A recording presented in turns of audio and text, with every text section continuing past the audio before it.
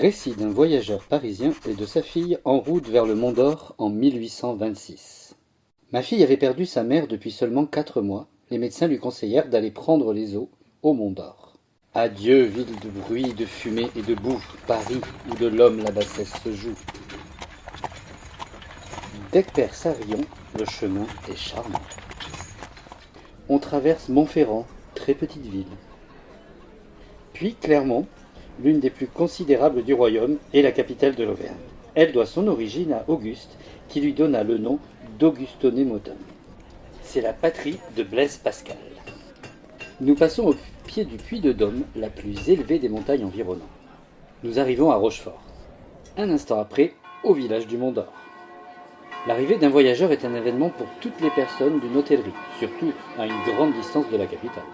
Le régime qu'on suit au Mont d'Or est très régulier. Ce qu'on fait un jour, on l'a fait la veille et on le fera le lendemain. Il n'y a pas que les baigneurs, il y a aussi les buveurs d'eau. On boit jusqu'à la concurrence de 3 verres à demi-heure de distance. L'établissement thermal est un véritable monument, d'un bel effet, et qu'on est surpris de trouver dans un lieu aussi retiré. Les eaux du Mont d'Or sont très transparentes. Elles n'ont point d'odeur sensible. Leur saveur est d'abord légèrement acidulée, puis onctueuse et salée. Le lac Pavin, la limpidité de ses eaux surpasse toute description.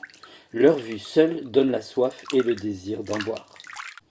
Le pic de Sancy est un des sites qui appelle l'attention des curieux. Mais pour le visiter, l'excursion est longue et fatigante. En moins de 5 minutes, nous voyons un orage se former, s'avancer et fondre sur nous. L'eau tombait par torrents et le vent nous poussait avec tant de violence que plusieurs fois nous fûmes obligés de nous asseoir et même de marcher sur nos mains pour ne pas être jetés dans quelque précipice. Ma pauvre enfant luttait avec avantage contre tant d'obstacles. Elle prit un peu de chocolat, moi quelques gorgées de vin, et au bout d'une demi-heure, nous arrivâmes au logis. Je ne conseille à nulle dame de tenter l'ascension dans aucun temps.